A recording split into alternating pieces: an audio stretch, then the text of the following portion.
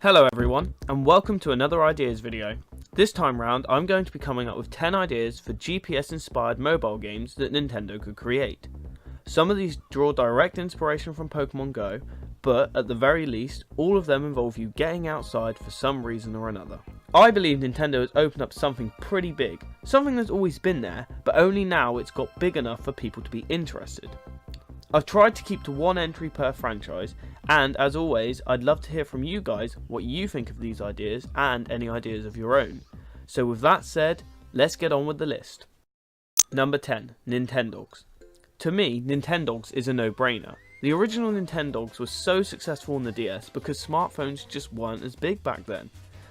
The idea of owning a pet on your portable console made sense, and you know, it still does today, but I think Nintendo could easily reach a bigger audience by taking Nintendogs to the mobile. It could be a watered down version of the games we know and love, but more importantly, and what I'm going to talk about today, is its GPS features. It doesn't take a genius to figure out where I'm going here.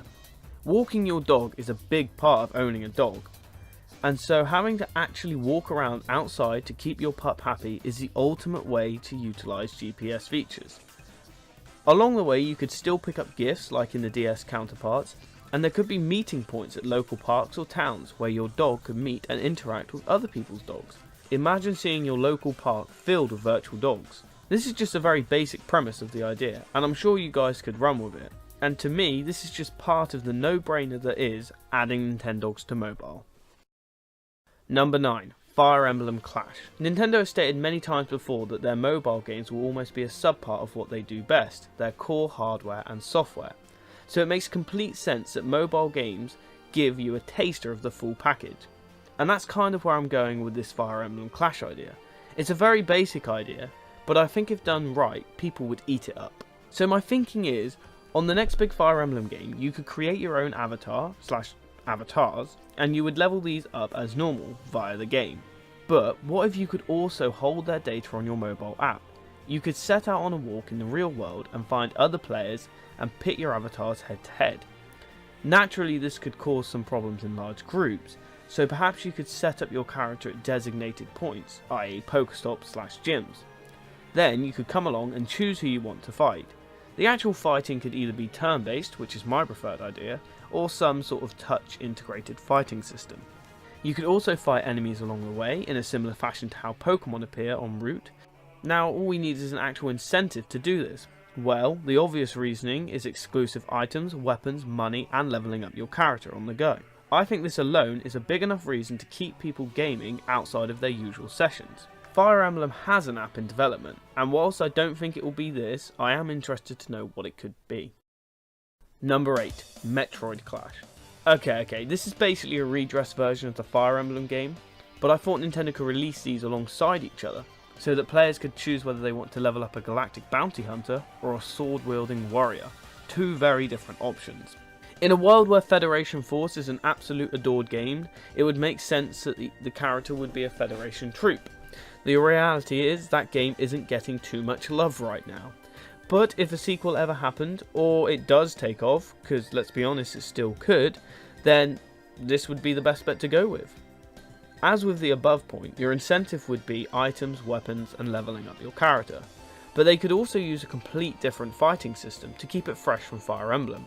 And for fans like myself that would love to buy both. Number 7. Pokemon Snap. Some of you probably saw this a mile off, but I think there's a lot more to it than let's just go and take photographs of Pokemon. And the bigger thing for me anyway would be that this game could interact with the home console version of Pokemon Snap. And don't worry folks, I'm making a video on ideas for that game too.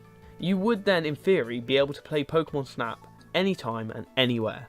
Now I know you can photograph Pokemon in Pokemon game, but this would be different in the fact that this game's sole purpose is taking photographs of Pokemon, meaning you'll be able to bring in exclusive items, camera lenses and a lot more. You'd be encouraged to frame more than one Pokemon, and all of that sort of stuff. Also, not having to catch them means that Pokemon could appear a lot more frequency, and everywhere you went. The game could be more in tune with the surroundings than Pokemon Go, in the sense that you could only find water Pokemon at the beach, and crazy stuff like that. Once you've done, take them back to the lab and have them evaluated by Professor Oak to pick up some points. Obviously you could play the game without owning the home version, but hopefully that would kind of encourage people to pick up the home version as they want Professor Oak to evaluate their photos. Number 6. Run with Mario.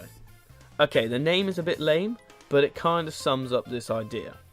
And this is the first and only app idea on this list that really just encourages you to walk, jog or run. Very simply, this app would allow you to set up a running route, as some people do on their phones anyway, with the ending point being marked with a flagpole in true Mario style. And that's about it. Oh no, don't be silly, of course I have more ideas than that. So whilst you're on your run, you can pick up coins, maybe specific coins such as green or blue ones. These could then be transferred to a core Mario game for unlockables. Think game coins from the 3DS. These coins could be obtainable in the game itself, but albeit a lot harder than simply going out for a run. It doesn't end there though. The game could save the runs you've been on into a log, you could favourite them, manage them, and send routes to friends. In theory, setting your friends your very own Mario course that you've created. It could have timings and all that sort of stuff too. There could also be a very mini story based mode, where Bowser kidnaps the princess and sets up a castle, essentially creating a course for you to run. This would start out fairly easy, but each time you play, Bowser would run slightly further away. I absolutely love this idea and just think maybe it would encourage me to go out for a run. And other little charming bits could be added, such as the ability to play Mario music on the run from within the app, and picking up items and power-ups along the way. And how about at the end of each run it encourages you to take a selfie and borders the image with some facts and figures about your run. Make this game, Nintendo, and I'm sure Mario will lose a couple of pounds. Well, that's it for part 1 folks. I thought I'd break this one into 2 or else it'd end up pretty lengthy. I hope you've enjoyed this one enough to join me for the second, more exciting half where I share my favourite ideas. I'll see you over there.